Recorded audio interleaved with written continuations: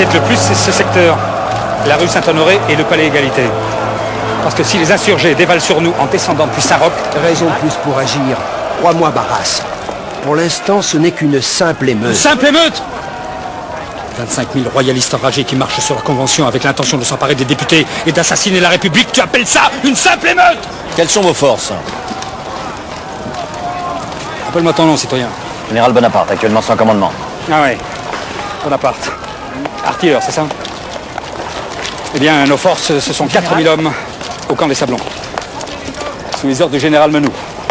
4 000 contre 25 000. Pas de canon? Non. Menou les a laissés au Sablon sous prétexte qu'il ralentissait sa marche. Il nous faut cette artillerie. Demandez au chef d'escadron Murat d'aller nous chercher ces canons, je le connais. C'est pas un homme, c'est un torrent, rien ne peut l'arrêter. Sitôt que nous aurons cette artillerie, il faut la disposer comme suit. Une batterie là, une autre ici, une autre là, une autre en enfilade sur ce pont, et une dernière à cet endroit.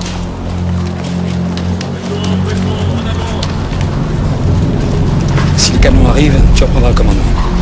Je te préviens, citoyen. J'ai pour principe d'aller jusqu'au bout de ce que j'entreprends, alors ne me demande pas de compte sur le sang qui va couler. Si je sors mon épée, je ne la remettrai au fourreau que lorsque l'ordre républicain sera rétabli.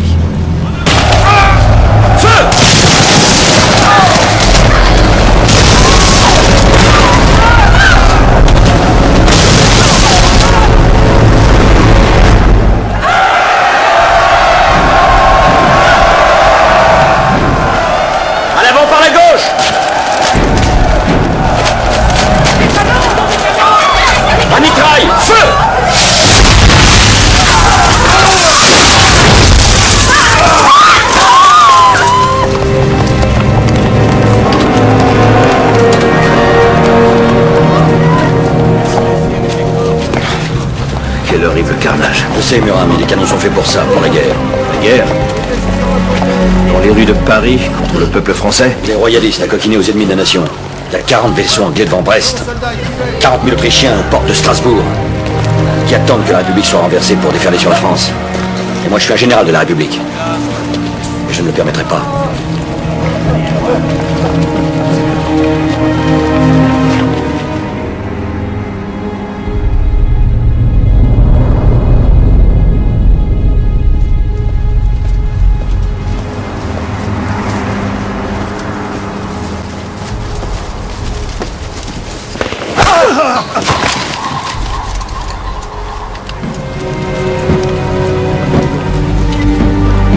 Les hommes disent que tu t'es battu comme un petit caporal.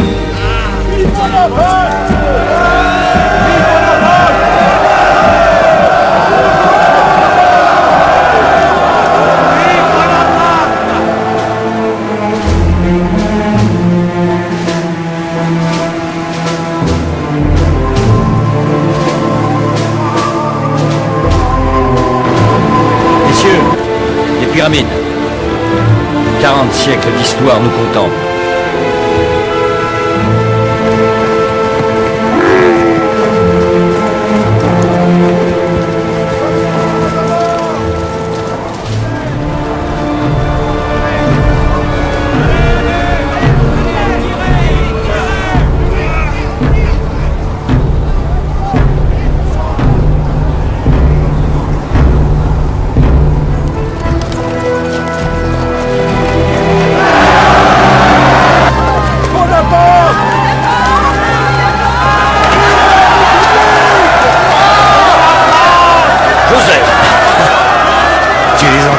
Tu entends ça un peu? Tu n'as qu'un seul mot à dire et tu auras 25 millions de Français qui seront disposés à te suivre. Pour l'instant, j'ai faim.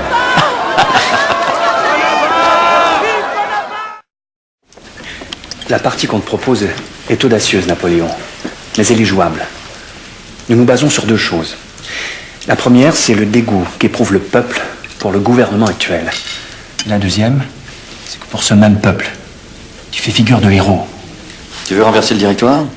Et à sa place, Napoléon Bonaparte. Tu as toujours maintenu tes distances avec la politique. Tu es un homme loyal.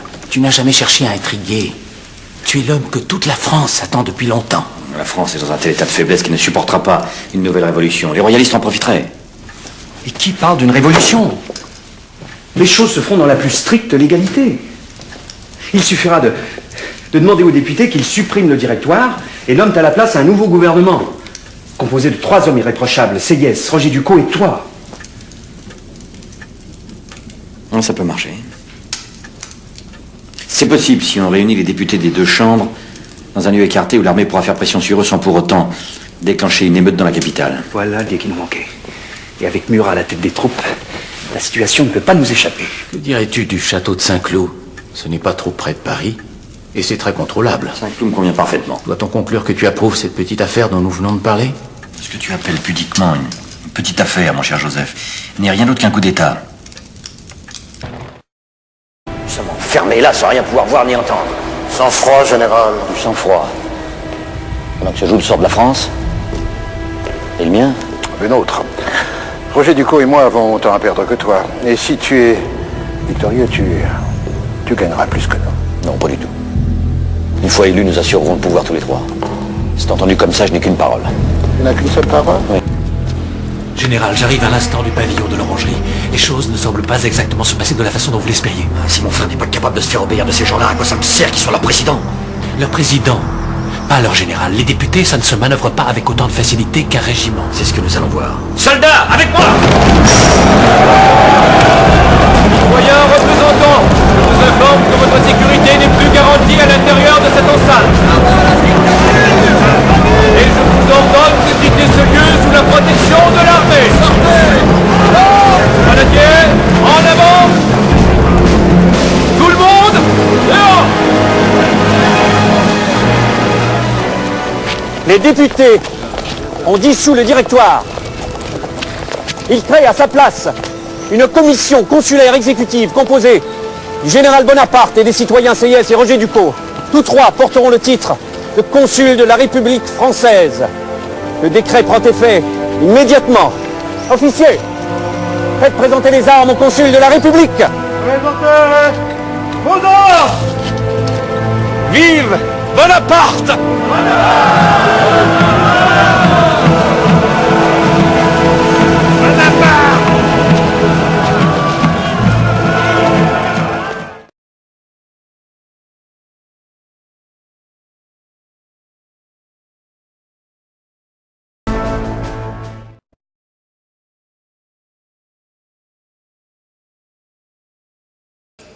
Ils ont même un titre à vous proposer, empereur des Français. L'idée n'est pas si mauvaise. Bien sûr, à condition d'éviter impérativement toute confusion. On ne doit pas une seconde songer à un retour déguisé à la monarchie. Il n'y aura plus jamais de roi en France, Talleyrand. Je suis républicain. Oui, mais un empereur peut être élu de la même façon que les Césars l'étaient autrefois à Rome. Les Césars étaient élus par le Sénat. Moi, j'exigerais que ce soit tout le peuple français qui ratifie et approuve mon élection. Je serai donc le premier citoyen français à avoir l'honneur de vous présenter mes respects. Sire. Sire. Sire. Je vous assure que vous vous y ferez très vite. On verra bien.